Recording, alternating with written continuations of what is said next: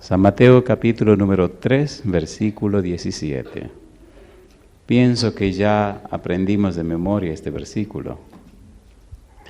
Mateo capítulo 3, verso 17 dice: y hubo una voz de los cielos que decía: este es mi Hijo amado, en quien tengo complacencia. Oramos. Querido Padre Celestial, gracias por la oportunidad de reunirnos otra vez para estudiar su palabra. Señor, gracias por los amigos y amigas presentes. Gracias por la compañía de los ángeles. Gracias por los hermanos y hermanas que nos asisten y gracias por todos aquellos y aquellas que en cualquier lugar del mundo siguen esta programación. Señor, mil gracias por el Espíritu Santo y esperamos que hoy el Santo Espíritu nos traiga palabra de vida para la vida eterna. Habilite a cada persona presente y a aquellos también que están distantes, que nuestras mentes estén listas y preparadas para entender y comprender su verdad y hacer que esa verdad divina anide en nuestro ser, transformándonos en personas arrepentidas. Háblenos, Dios. Que no sean las palabras de un hombre, pero que sea la palabra de Jehová, esa palabra que vive y permanece para siempre. Señor, en sus manos nos entregamos, diríjanos. Lo pedimos en el nombre de Jesús. Amén, Señor. Amén. Cuando la historia de la humanidad termine, solo habrá dos grupos: los que le creyeron a Dios y los que no le creyeron. El asunto de la salvación no es un asunto de doctrina ni es un asunto de concepto. Es un asunto de relación. ¿Con quién me relaciono? Cuando estudiamos la Biblia descubrimos que la salvación es una persona.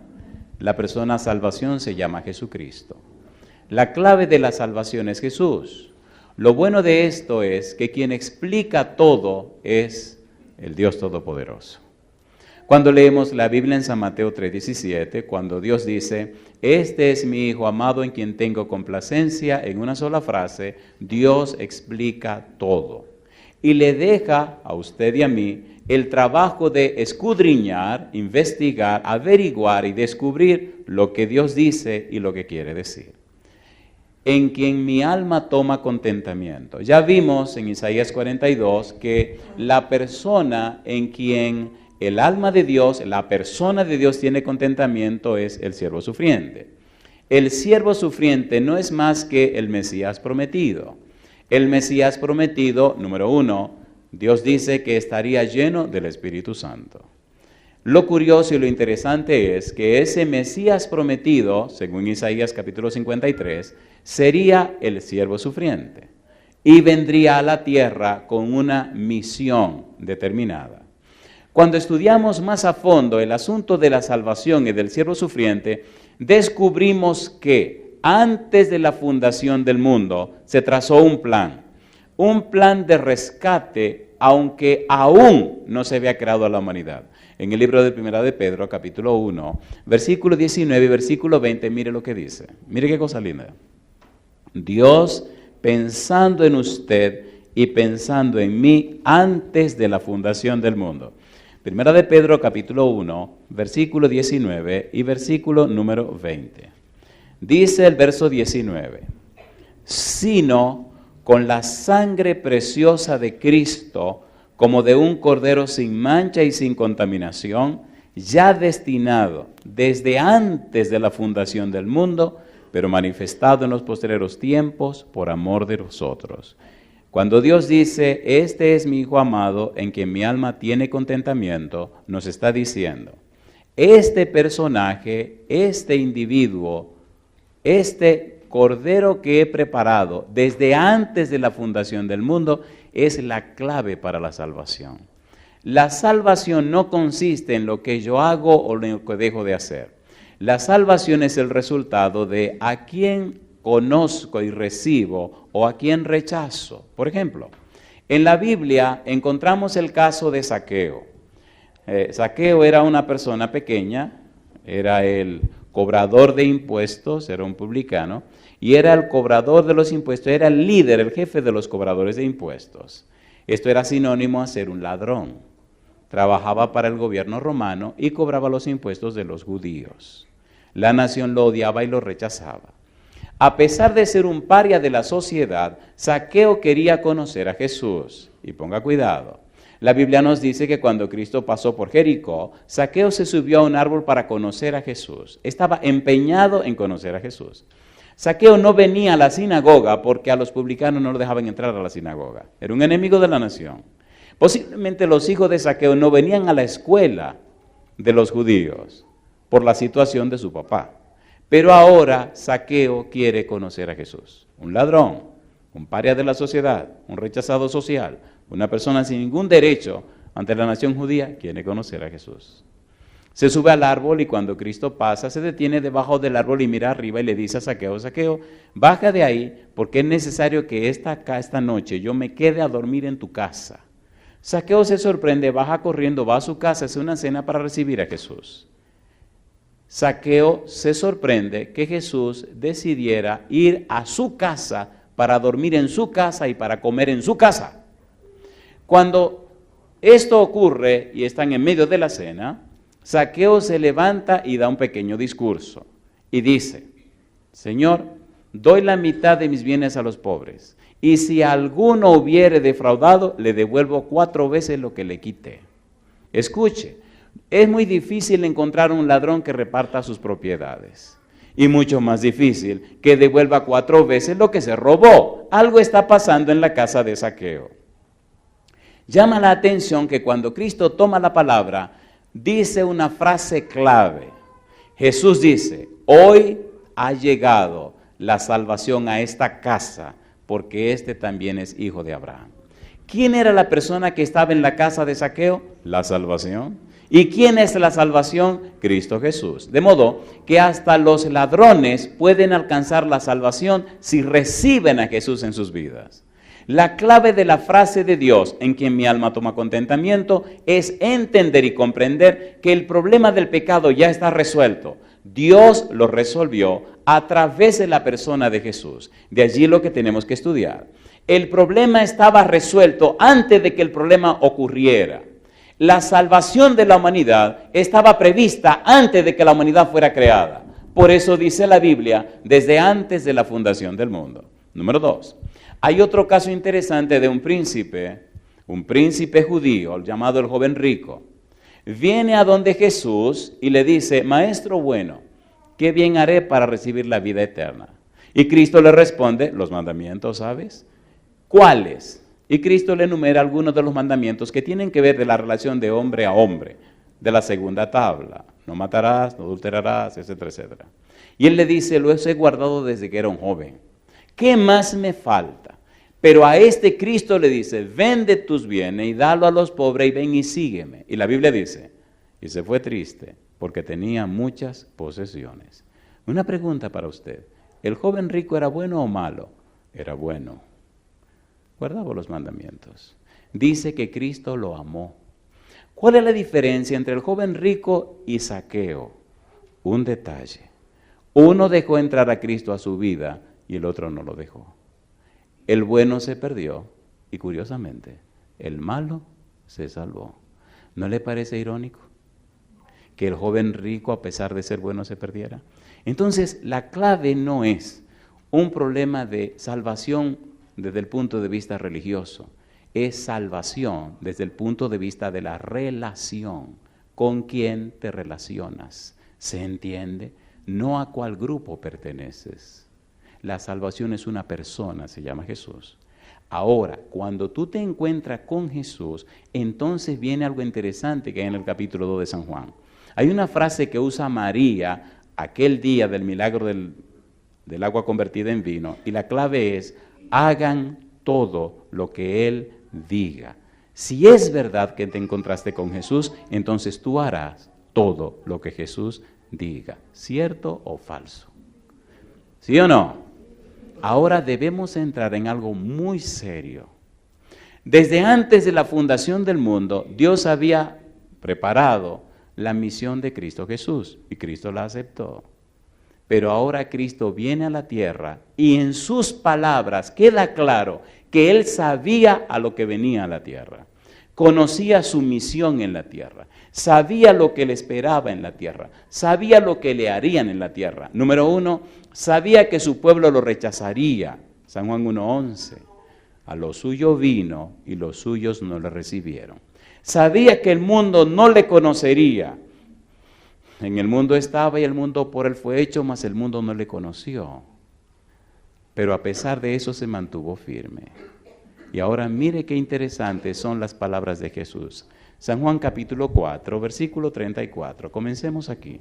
Pongamos mucho cuidado, porque el amor de Dios por nosotros es tan grande y tan profundo que tiende a convertirse en algo casi incomprensible. ¿Por qué el Señor te ama tanto? ¿Por qué el Señor me ama tanto? Y todo en la frase en que mi alma toma contentamiento. San Juan capítulo 4, versículo 34. Mire lo que dice la palabra de Dios. Mire qué cosa linda. El Señor Jesús nos dice, ¿qué dice el verso 34? Dice Jesús les dijo, mi comida es, ¿qué cosa? Que haga la voluntad del que me envió y que acabe su obra. ¿Estaba consciente Cristo de que venía a cumplir la voluntad de Dios? ¿Sí o no? Estudiemos por un momento las palabras. A mí me gustan las palabras. Las palabras son como pequeños camiones cargados de significado. Un trabajo que ha hecho el diablo durante las generaciones, durante toda la historia de la humanidad, es tratar de que las palabras pierdan el valor que tienen. Recuerde que nosotros pensamos antes de actuar y que trabajamos con los pensamientos que procesamos en nuestra mente.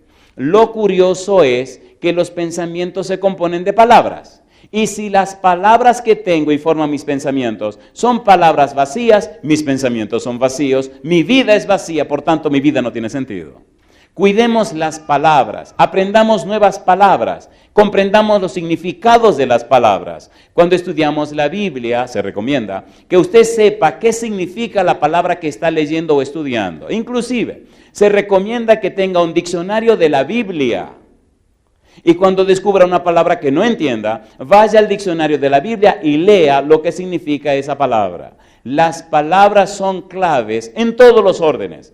Si entendemos el valor y el significado de las palabras, llegaremos más lejos y comprenderemos mejor el pensamiento de los demás. ¿Cierto o falso? A ver, ¿sí o no? Cuando el léxico es corto, la comprensión del individuo es corta también.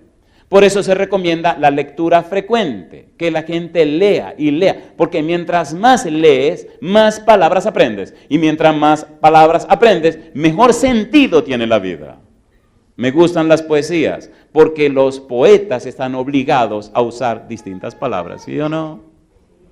Veamos entonces el valor de las palabras. En el versículo 34 dice, que me envió.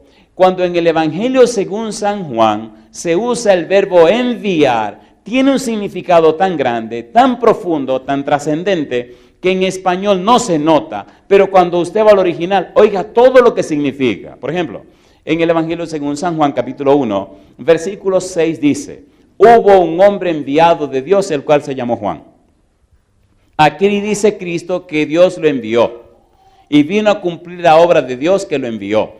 Envió, enviar, enviado, significa en el Evangelio según San Juan, que hubo una entrevista con Dios. Hay dos palabras que se utilizan, pempo y apostelo. Pempo, una reunión entre Dios y la persona, en este caso Dios y Jesús. Se pusieron de acuerdo, analizaron el plan, vieron los detalles. Y de esa reunión con Dios, de ese encuentro con Dios, de ese análisis con Dios, entonces Jesús sale de la presencia de Dios a cumplir apostelo, la misión. Ya me puse de acuerdo con Dios, ya desarrollamos el plan de salvación, ya miramos los detalles desde antes de la fundación del mundo. Desde antes de la fundación del mundo, Jesús sabía que era el Cordero de Dios, era el Amnos, el Cordero que Dios había apartado, por si los seres humanos pecaban, entonces venir a morir por ellos. Desde antes de la fundación del mundo, Jesús sabía que tenía una misión de rescate para los seres humanos. Y yo le pregunto, ¿es amor o no es amor? Una de las cosas que me gustan de Dios es que no lo atrapan desapercibido. El plan de salvación estaba hecho, escrito y preparado desde siglos atrás. Ahora viene el enviado de Dios. Número 1, el que habló con Dios. Número 2, el que vino a cumplir la misión. Y nada ni nadie lo hizo dar un paso atrás. Mi pregunta para usted, ¿y qué ganó Jesús con eso? ¿Y qué ganó Dios con eso? Lo interesante en el corazón de Dios y de Jesús es que no hay ningún tipo de mezquindad. Dios es amor. ¿Lo dice o no lo dice la Biblia? ¿Lo dice o no lo dice la Biblia? ¿Verdad que los padres estamos dispuestos a sacrificar lo que sea por los hijos? ¿Es así o no es así? ¿Se aman los hijos? Porque de tal manera amó Dios a usted, que ha dado a su Hijo único para que todo aquel que en Él cree no se pierda, mas tenga vida eterna.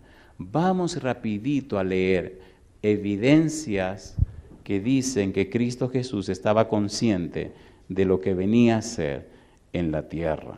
Capítulo 5, versículo 30 de San Juan.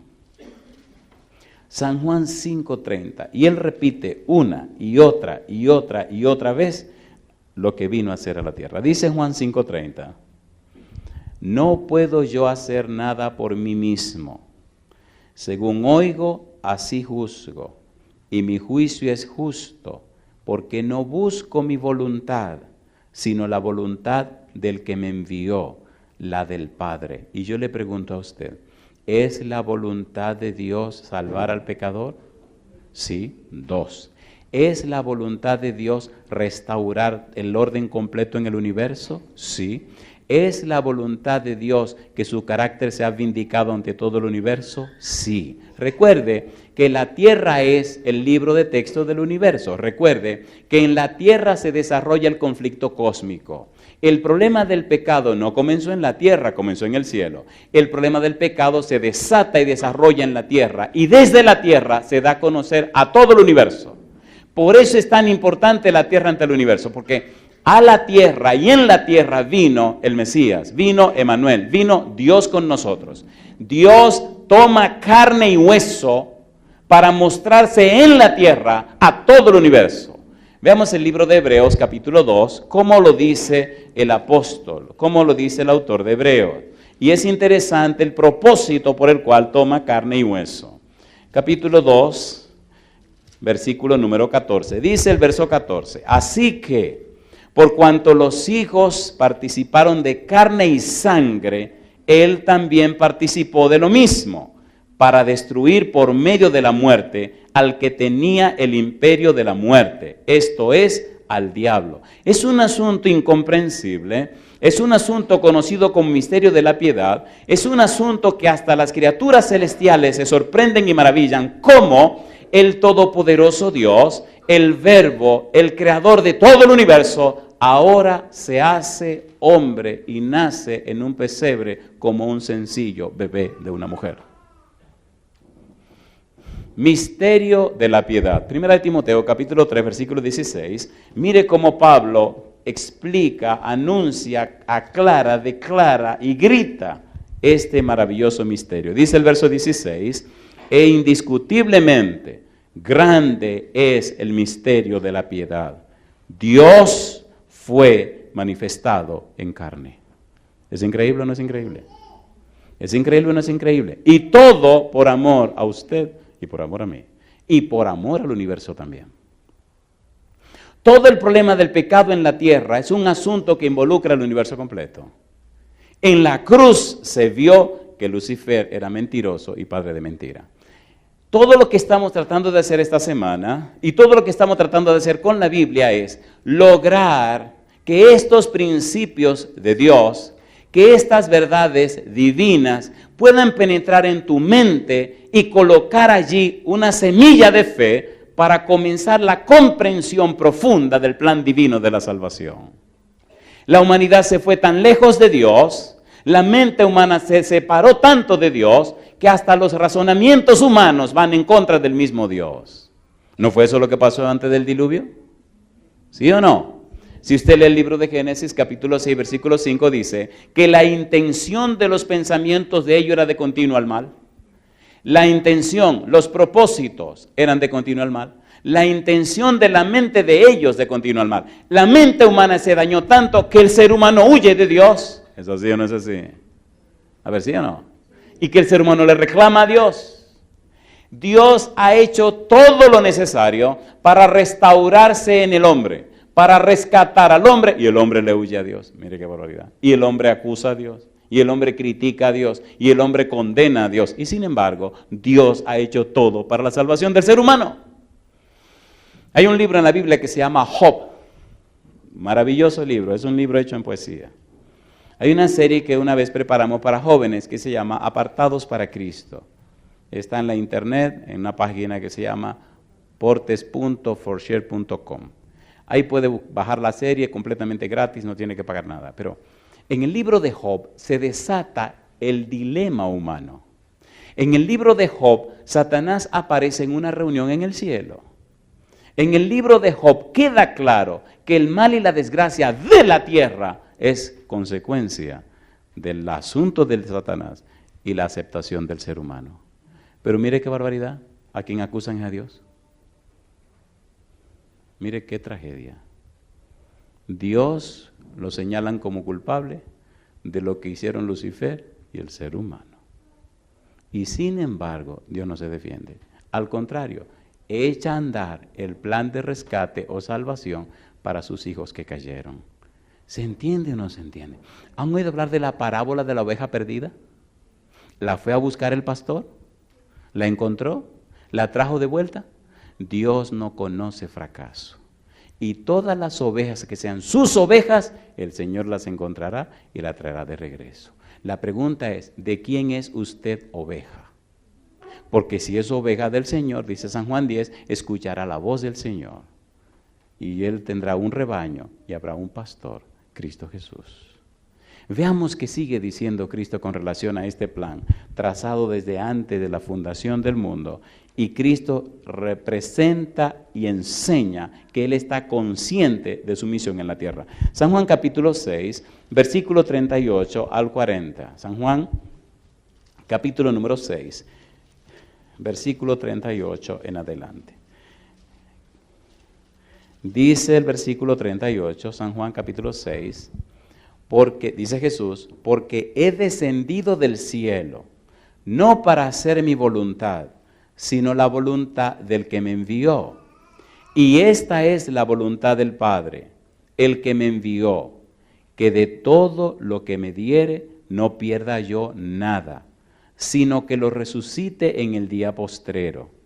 Y esta es la voluntad del que me ha enviado, que todo aquel que ve al Hijo y cree en Él, tenga vida eterna, y yo le resucitaré en el día postrero. Yo te pregunto, ¿estaba claro Cristo de su misión en la tierra, sí o no? Sí, Señor. ¿Es claro el mensaje del Señor Jesús? Sí, Señor. Pastor, ¿cuál es el punto? El punto es este, querido. Mira, Dios, Jesús, el Padre, el Hijo y el Espíritu Santo, en un concilio celestial se reúnen y trazan el plan de salvación. En este plan queda claro que Dios Hijo se sometería a Dios Padre y vendría a la tierra a cumplir la misión de rescate. Se haría hombre, tendría carne y hueso, participaría y viviría entre los seres humanos. El asunto era tan profundo, pero tan curioso e importante, que en el capítulo 14 de San Juan, Felipe le dice a Jesús, muéstranos al Padre y nos basta. Y Jesús le contesta, tanto tiempo hace, Felipe, que estoy entre ustedes, el que me ha visto a mí, ha visto al Padre. Cristo denota de esta manera que Él es un ser divino como el Padre. Lo bueno del caso es que el Padre está consciente de quién es Jesús. Y a pesar de la importancia de Jesús, todo el cielo, todo el haber de Dios, todo lo que Dios tiene, todo lo que Dios es, todo lo que Dios posee, todo lo que hay en el cielo, lo resumen en una sola persona, Cristo Jesús. Y el cielo decide dar todo lo que tiene para pagar la salvación tuya y la salvación mía. Dime que eso no es importante. Esto no es cuestión de teología ni de mucho conocimiento. Esto es cuestión de una relación con la persona de salvación que se llama Cristo Jesús. ¿Se entiende o no se entiende? ¿Se entiende o no se entiende? Mire las palabras de Jesús. Versículo 40. Y esta es la voluntad del que me ha enviado, que todo aquel que ve al Hijo y cree en Él, tenga vida eterna, y yo le resucitaré en el día postrero. ¿Verdad que es un mensaje claro? ¿Es así o no es así?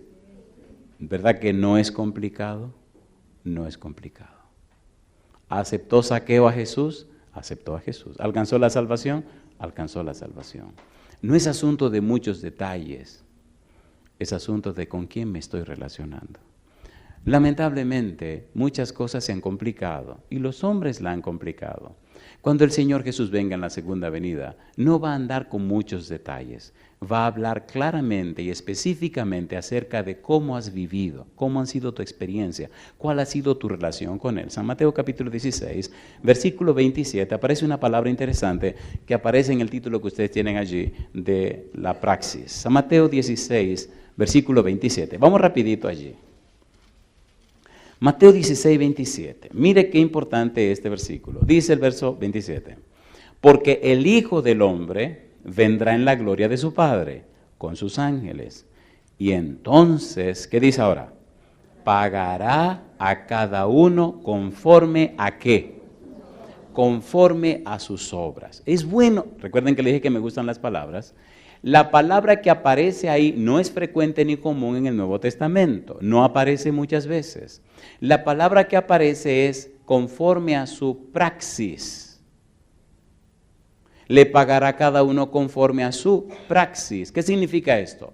Le pagará a cada uno conforme a sus acciones, a cada uno conforme a su estilo de vida, a cada uno conforme a su manera de pensar, a cada uno conforme a la forma como vive, a cada uno conforme a lo que hace y a lo que resulta de lo que hace, a cada uno conforme a las decisiones que ha tomado en relación a Dios.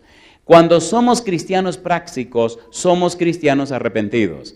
Cuando somos cristianos arrepentidos, somos cristianos con una mente nueva. Cuando somos cristianos con una mente nueva, tenemos la mente de Jesús. Y escuche ahora.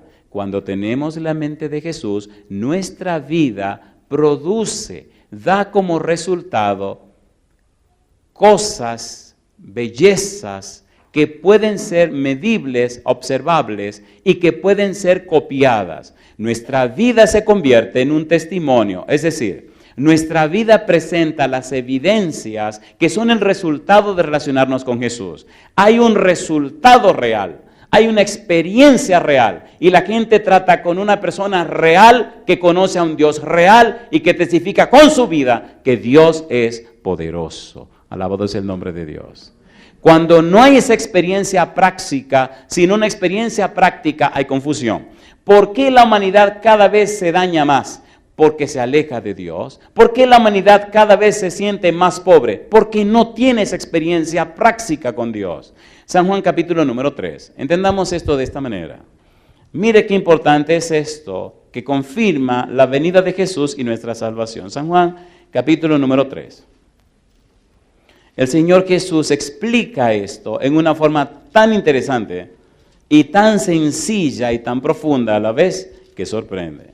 ¿Qué pasa con estos dos grupos? Los que son prácticos y los que son prácticos. Capítulo 3, San Juan capítulo número 3. Mire lo que dice el Señor Jesús. Leamos, por ejemplo, el versículo número 18. El que cree en Él no es condenado, pero el que no cree, ¿qué cosa? Ya ha sido condenado, porque no ha creído en el nombre del unigénito Hijo de Dios. Y esta es la condenación, que la luz vino al mundo, y los hombres, ¿qué cosa? Amaron más las tinieblas que la luz. ¿Por qué dice? Porque sus obras eran como malas. ¿Vino Jesús a la tierra o no vino? Vino. ¿Sabía a qué venía? Sabía. ¿A qué venía? A pagar el precio del pecado, a morir como el Cordero de Dios, a derramar su sangre en una cruz. Al venir a la tierra, Cristo es la luz. Ahora los seres humanos se definen. O aceptan la luz o la rechazan. Algunos rechazan la luz porque sus obras son malas, entonces se esconden para que la luz no ilumine su vida y las obras malas se vean. Y aquí vienen los dos grupos, versículo 20, ponga cuidado. El verso 20 dice, porque todo aquel que hace lo malo aborrece la luz y no viene a la luz para que sus obras no sean reprendidas. En el idioma original, la frase hace lo malo significa personas que ejecutan acciones y acciones y acciones, pero no producen ningún resultado positivo. Personas que viven y viven y viven, pero no hay ningún resultado que sea favorable. Solo viven y existen, pero no producen nada que pueda ser trascendente. Yo le pregunto, ¿verdad que el mundo está lleno de billones de seres humanos? ¿Sí o no? Pero seamos honestos, ¿verdad que la gente pasan días, semanas, meses y años solo existiendo sin producir nada? ¿Es así o no es así? En cambio, los que son prácticos, los que entienden el plan de Dios, los que aceptan el plan divino, los que conocen a Jesús, los que son convertidos, los que son arrepentidos, aquellos que permiten que el Espíritu les dé una mente nueva, entonces tienen una vida distinta. Miren lo que dice el versículo 21. Y aquí aparece una frase hermosa también. Mas el que practica la verdad, ¿qué cosa dice?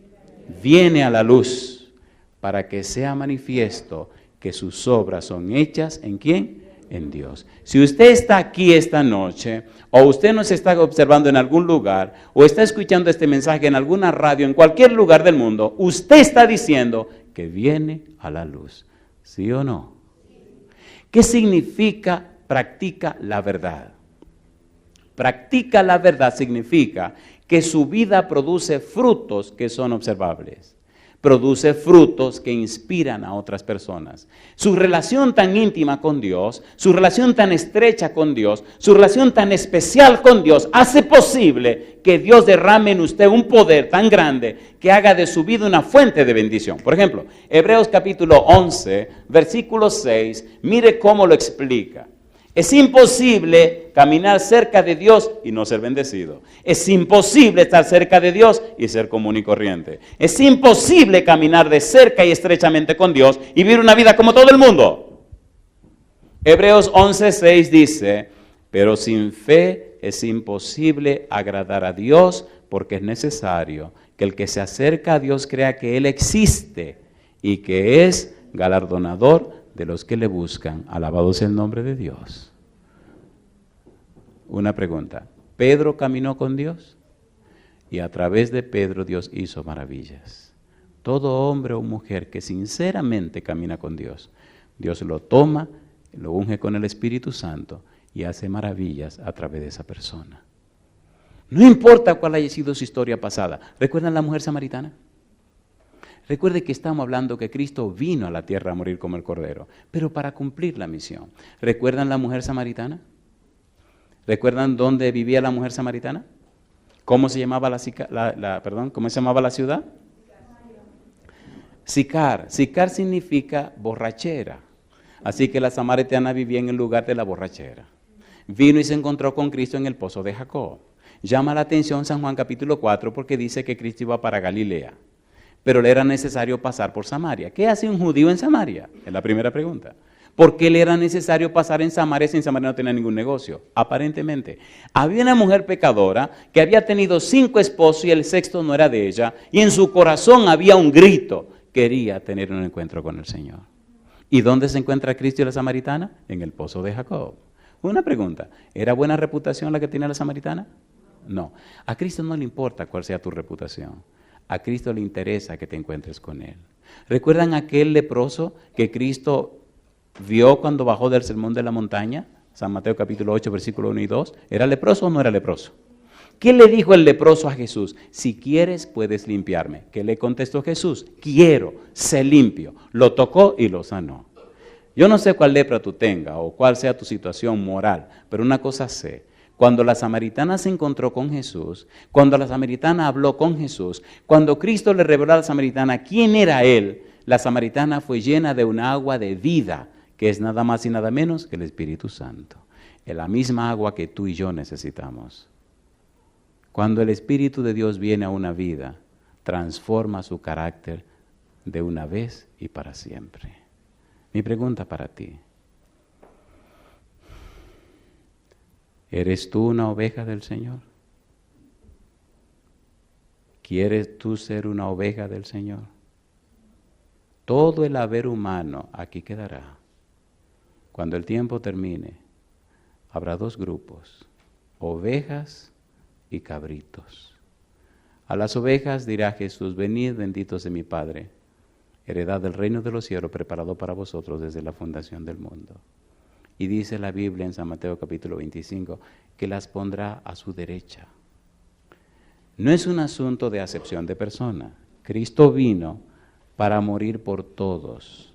Cristo vino a dar su vida por todos. San Juan capítulo 12, versículo 49 y 50. Cristo vino y cumplió su parte en el trato. Vino y cumplió su misión. San Juan 12, 49. Dice el verso 49, porque yo no he hablado por mi propia cuenta. El Padre que me envió, Él me dio mandamiento de lo que he de decir y de lo que he de hablar. Y sé que su mandamiento es vida eterna. Así pues, lo que yo hablo, lo hablo como el Padre me lo ha dicho. Toda vez que Cristo se encontró con alguna persona, el afán, el interés y el empeño de Jesús, número uno, era que la persona alcanzara salvación y vida eterna.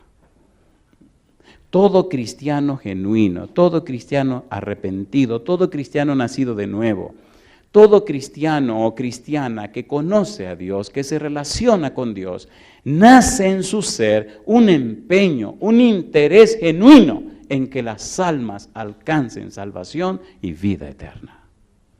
Cuando eso no existe en el corazón de un cristiano, entonces algo está fuera de lugar. ¿Es así o no es así? Los discípulos se lanzaron a predicar el santo evangelio. Los discípulos se dedicaron a vivir para la gloria de Dios. Al final de la historia de la humanidad, solo quedarán aquellos que hayan entregado su vida en las manos de Cristo Jesús. El precio fue tan alto que mire lo que dice el Señor Jesús, capítulo 17, versículo 4. Juan 17, 4 dice: yo te he glorificado en la tierra, he acabado la obra que me diste que hiciese. Ahora pues, Padre, glorifícame tú al lado tuyo con aquella gloria que tuve contigo antes que el mundo fuese. Antes que el mundo fuese, nos reunimos. Antes que el mundo fuese, nos pusimos de acuerdo. Antes que el mundo fuese, determinamos y yo acepté venir a la tierra para pagar el precio de los pecados. Ya vine, ya lo hice, ya cumplí. Ahora voy al sacrificio, ahora voy a la cruz. Y mire cómo él lo dice, San Mateo 16, San Mateo capítulo 16, versículo 21. Mire cómo lo dice Jesús. Y esa es la pregunta que siempre me hago. ¿Cómo nosotros podemos desperdiciar una salvación tan grande? Mateo 16, 21 dice: desde entonces comenzó Jesús a declarar a sus discípulos que le era necesario ir a Jerusalén y padecer mucho de los ancianos, de los principales sacerdotes y de los escribas, y ser muerto y resucitar al tercer día. Mi pregunta para ti: ¿preparó Dios el plan de salvación desde antes de la fundación del mundo? Sí. Pregunta número 2. ¿Vino Cristo como el Cordero de Dios que quita los pecados del mundo? Sí. ¿Murió Cristo en la cruz del Calvario? Sí. ¿Resucitó al tercer día? Sí. ¿Ascendió al cielo? Sí. ¿Envió el Santo Espíritu? Sí. Y ahora le esperamos por segunda vez para buscar a sus hijos, a los que se entregaron a Él. Mi pregunta: ¿esto es hermoso o no es hermoso?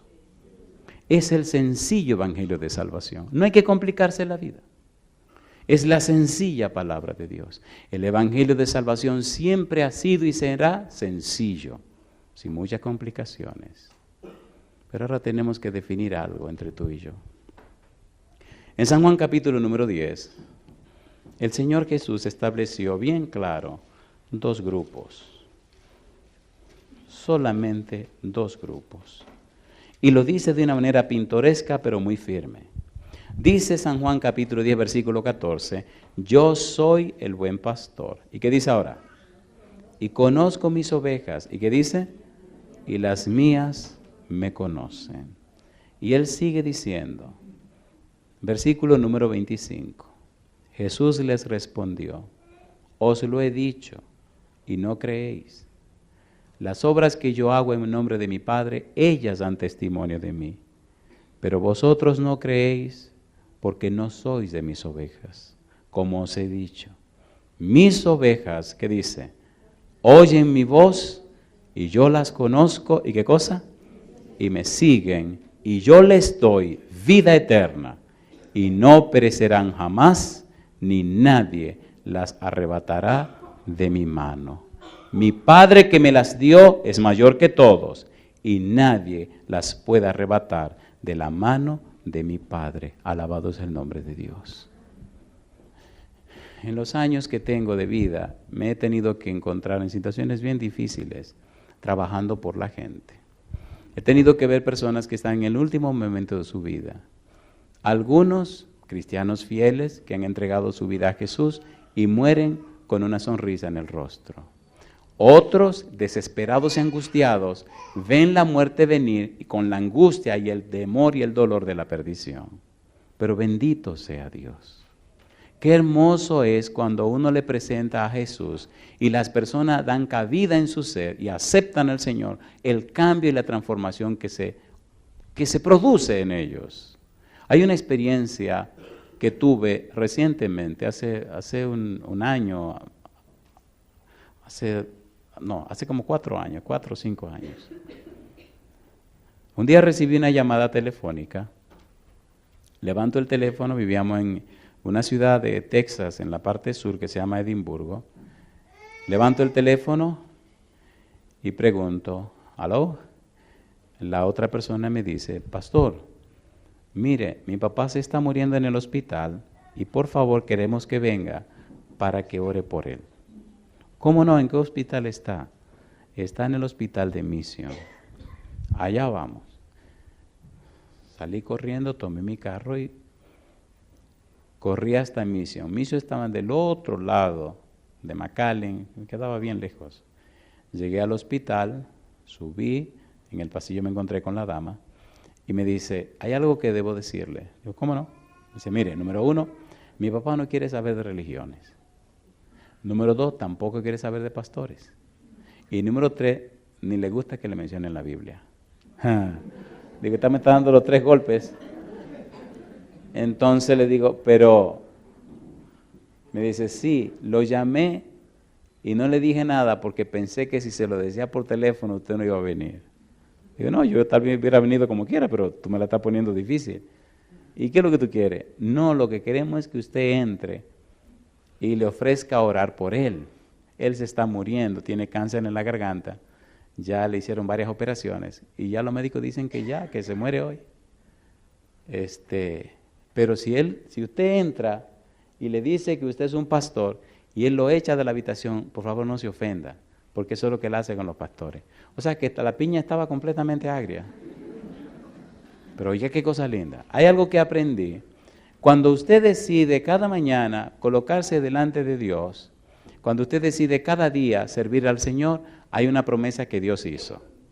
Yo estaré contigo cuando dice, todos los días. ¿Hasta cuándo? Hasta el fin del mundo. Así que la salvación de los seres humanos no es mi problema, es el problema del Señor. Mi trabajo es presentarle la verdad y el trabajo del Espíritu es convencerlo y convertirlo a usted. Yo no convierto ni convenzo a nadie, lo hace el Espíritu Santo. Mi trabajo es que usted entienda el mensaje. Yo pregunto, ¿se entiende lo que estamos diciendo o no se entiende? Ya usted mismo se metió en problemas porque usted dijo que sí. Así que el ángel y usted van a tener que resolver. Llego a la habitación, le voy a ser honesto, más asustado que otra cosa, pero, Señor, usted me mandó y uno como que se da ánimo a uno mismo. Y abro la puerta de la habitación. ¿Qué frescura había que tocar? Cuando abro la puerta, el señor Felipe está acostado ahí en la cama. Tiene una camarilla de oxígeno y mira para la puerta, frunce el ceño y me mira con una mirada como de, ¿qué tú haces aquí? ¿Han visto esos perros rabiosos cuando usted llega a la casa y le sacan los dientes? A este nada más le faltó que sacara los dientes. Esto es terrible y serio y doloroso, pero hay que decirlo con una manera suave. Miro hacia la final y veo una señora sentada en una silla. Y alrededor de la silla de la señora un grupo de gente sentado sin decir media palabra. Todo el mundo esperando que el tipo se muera. ¡Qué barbaridad! Y entonces me mira y lo miro, y me mira y lo miro. Y él como que decía, ¿y qué? O sea, ¿qué tú haces aquí? ¿Quién eres tú? Le digo, Felipe. Y él dice, dígame. Usted es un hombre dichoso. Oiga eso, un hombre dichoso que está muriendo de cáncer. Y me dice él, ¿por qué usted dice que es un hombre dichoso? Se enojó, porque imagínate el tipo que se está muriendo, qué dichas son esas. ¿Por qué usted dice que es un hombre dichoso? Le digo, por dos cosas. ¿Cuáles son las dos cosas? Le digo, espérese, yo necesito que me dé 5 minutos. ¿Usted me va a dar 5 minutos? Está bien, coja sus 5 minutos. Le digo dos cosas. Número uno, tiene una familia que lo ama. ¡Eso no es verdad! Digo, ya metí la pata. Digo, entonces esta familia no lo ama. Dice, a mí no me aman. Digo, pues entonces hay que sacarlo de la habitación. Pues sáquelo. Uy, ahí mismo me empalentoné y abrí la puerta y le dije, salgan por favor. Saqué a la doña y saqué a los hijos y se fueron todo el mundo. Si este hombre se está muriendo, a un muerto hay que darle lo que pida. Perdón, a uno que se está muriendo, al muerto no hay que al muerto no hay que darle nada. Y salieron. Cerré mi puerta y digo, Señor, ¿y ahora cuál es la segunda cosa? Y entonces al negro también se le calientan las orejas. Este abusador se está muriendo. Vengo a hablarle en el nombre del Señor, a traerle la salvación y me está tratando como si fuera un perro. ¿Qué te pasa a ti? Entonces cuando todo el mundo salió, cerré la puerta y lo miré yo entonces con la mirada mía. Y nos miramos y nos miramos. Y dice él un poquito más suave, dígame. Digo, mire, ¿te quiere que le diga la segunda cosa? A usted Dios lo ama a pesar de lo que usted ha sido en la vida. Se está muriendo. Y en el último momento de su vida, Dios me manda para que le hable a usted de la salvación. Sabiendo usted quién usted es y cómo ha vivido toda su vida. Oye, el lío empezó a ablandarse, compadre. ¿Usted está consciente que usted se está muriendo? Sí, yo sé. Y el médico dice que hoy mismo se va a morir. Yo sé. Si fuera en Estados Unidos me hubieran metido cárcel, quién sabe por cuánto tiempo. Bueno, en Estados Unidos era, pero estábamos solo encerrados en la habitación. Y le dije al viejito, y se me salieron las lágrimas, y digo, el Señor lo ama. Cristo vino a morir por los pecadores, a pagar el precio de los pecados. El Señor quiere perdonarlo, Felipe. Felipe, ¿usted acepta a Jesús como su Salvador personal? Y abrió los ojos y se le llenaron de lágrimas. Y me hace así con la cabeza. Digo, no, dígame sí o no. Me dice, sí. Ay, Jesús, y le agarré la mano, le leí un par de versículos de la Biblia, le hablé del plan de salvación, del amor de Dios, cómo desde antes de la fundación del mundo Dios preparó la salvación, cómo envió a su Hijo Jesucristo que se hizo hombre para morir en la cruz y pagar el precio del pecado. Y empecé a hablarle de todas las maravillas de la gracia, la misericordia de Dios, y el hombre lloraba y lloraba y lloraba y lloraba. Al final le dije, Felipe, ¿usted quiere entregarle su vida al Señor de todo corazón y aceptar la voluntad de Dios en su vida y recibir la salvación en Cristo Jesús? Digo, sí. Digo, pues mire, yo voy a orar y cuando ore, me voy. Empezamos a orar. Terminé mi oración y le dije, ahora me voy. El viejito me tenía la mano agarrada y yo empecé a dar mi mano. Felipe, yo me voy. No se vaya. Digo, yo me voy. Yo le dije 5 minutos y ya pasaron los 5 minutos. No, pero quédese. Digo, yo le dije que yo me voy. Suélteme. Y me zafé. Y el pobrecito con la mano me decía, no se vaya. Digo, Felipe, yo no soy nadie. Dele la gloria a Dios. Usted aceptó a Jesús y es su Salvador. Y él lloraba. La cara la tenía completamente cambiada. Y el viejito se quedó en la cama llorando. Abrí la puerta. Me sequé las lágrimas, la familia vinieron a ver qué pasó. Y entonces salí, me fui llorando para el pasillo y me fui para mi casa. Cuando llegué a mi casa me dice mi esposa, ¿te llamaron del hospital, de Misión? Digo, sí, ¿qué dijeron? Ay, gordo, dijeron que no saben lo que pasó, pero que el viejito se murió y antes de morirse le pidió perdón a todo el mundo. Y murió como sonriente, murió con el rostro diferente. Yo le hago una pregunta a usted. ¿Tiene Jesús poder para cambiar corazones? ¿Te gustaría que cambie el tuyo? Entonces ponte en pie conmigo. Esta noche yo quiero orar en forma muy especial por el más grande tesoro que Dios tiene en la tierra. El Señor está esperando por los jóvenes. El Señor está esperando para hacer cosas grandes con los jóvenes. ¿Qué sería este mundo si los jóvenes se consagraran a Dios? ¿Cuántas maravillas haría Dios si los jóvenes le entregaran su corazón y su vida? Cuando el Señor me llamó tenía 19 años y le entregué mi vida al Señor. Y desde ese día empecé a caminar con Él y ya estoy un poquito viejo, tengo 51 años y espero que los años que me queden, muchos o pocos, seguir dedicándoselo al Señor. Yo quiero orar con los jóvenes esta noche, pero escuche por favor, yo quiero orar con aquellos jóvenes y jovencitas que sinceramente quieren ser ovejas de Jesús, que sinceramente quieren que el Espíritu venga a sus vidas y los transforme a la semejanza de Cristo Jesús. Y ustedes dirán, bueno, ¿y para usted qué cosa es joven? Eso hay que definirlo, ¿verdad? Me he encontrado serios problemas en muchos países porque siempre digo de 30 años para abajo, compadre. ¿Cuántos tienen de 30 años o menos para abajo? Los que tienen 30 años o menos. Amén, amén. Todavía estamos ahí en la línea de los 30, ¿no? 25 y 26 de bautizados dicen que tienen allá atrás, ¿no? Yo quiero orar por esos jóvenes de 30 años o menos que sinceramente quieren dar su vida, entregar su corazón a Jesús. Vengan conmigo al frente, vamos a orar aquí arriba. Vengan sin ningún temor. Vamos a orar aquí arriba. Y voy a pedir a los padres, si hay algún padre o alguna madre presente de estos jóvenes que están pasando al frente, que por favor esta noche hagamos una decisión familiar, que esta noche tomemos un voto de familia, que la muerte de Cristo no haya sido en vano, que todo el sacrificio del cielo no se pierda en la nada, que esta noche decidamos, como Felipe aquel día, darle cabida en nuestro corazón a Jesús como nuestro Salvador. Adelante, jóvenes de 30 años o menos, me faltan algunos jovencitos, ¿verdad? Adelante, ayúdenle a pasar a los que tengan vergüenza. Pastor, ¿qué significa pasar al frente? Significa que desde hoy tu vida pertenece a Jesús. Significa que desde hoy tu vida será guiada por el Espíritu Santo. Significa que desde hoy ya no eres tuyo, ahora eres propiedad del Dios Todopoderoso. Alabado sea el nombre de Dios. Bendito sea Dios. Pueden subir. ¿Hay alguien más, algún joven más que debe pasar? Si usted es el papá o la mamá de alguno de estos jóvenes y usted quiere hacer la misma decisión, entonces venga y acompañe a su hijo o a su hija, papá, mamá. Es un asunto de familia. A la entrada al cielo, Dios no quiere que sea que vino el papá y se quedó la mamá. No. Dios quiere que mamá y papá vengan. Dios quiere que la familia completa entre. Si usted tiene un hermano, una hermana, papá, mamá, un hijo, una hija aquí al frente, venga por favor.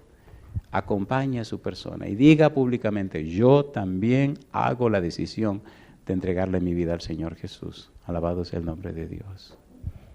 Muy pronto las cosas en el mundo van a cambiar de una manera curiosa. Pero gloria a Dios. El ángel de Jehová acampa en derredor de los que le temen y los defiende. Joven fui y he envejecido y no he visto justo desamparado, ni su simiente que mendigue pan. Porque a los que aman a Dios, todas las cosas les ayudan, ¿cómo? A bien. A mí me gustaría incluir con los jóvenes, ¿hay alguna persona en nuestro medio que quisiera esta noche que oráramos por su salud? Hay 2 personas por las que he orado en estos días y me han pedido que oráramos. Adelante, venga con nosotros. ¿Hay alguien más que quiera que oremos por su salud, además de presentarla con los jóvenes? Adelante. ¿Verdad que estas personas tienen derecho también? Me faltan más jóvenes. ¿Dónde están los demás jóvenes? Bendito sea Dios, adelante. ¿Hay algún joven o jovencita al fondo? ¿O aquí delante? Tienen vergüenza. Que quisiera decirle hoy, Señor, te doy mi corazón joven. Yo le di mi corazón a Jesús cuando tenía 19 años. Y doy gloria a Dios por eso. Adelante.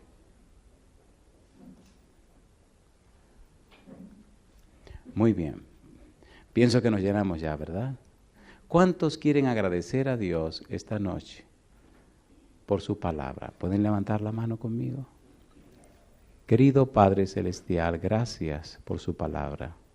Gracias por darnos a Cristo Jesús. Gracias por su muerte en la cruz. Gracias, Señor, por su resurrección. Gracias por la promesa de su pronto advenimiento en las nubes de los cielos. Gracias por la predicación del Evangelio. Dios amado, gracias por darnos a su Hijo. Y gracias porque antes de la fundación del mundo usted preparó todo para nuestra redención.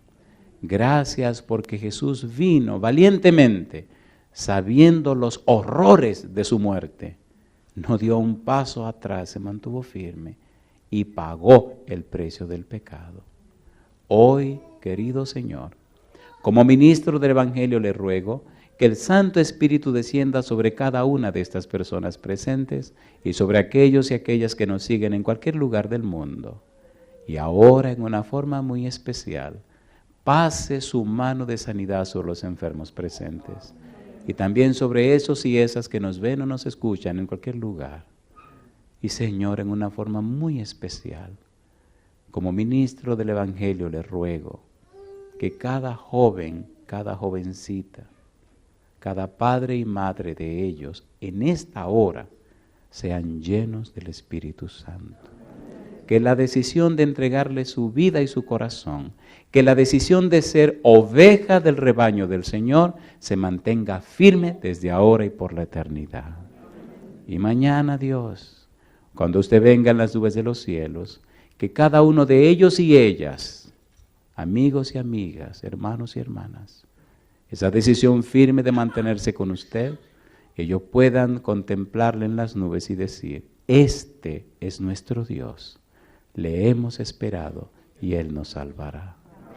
Señor, que todos aquellos y aquellas presentes o en la distancia que hoy aceptaron a Jesús como su Salvador personal, se mantengan firmes y fieles. Sus nombres sean registrados en el libro de memoria y pronto sean registrados en el libro de la vida. En su mano santa y bendita nos entregamos. Aceptamos su voluntad cualquiera que sea, Señor, y lo hacemos en el nombre santo de Jesús. Amén, Señor. Amén.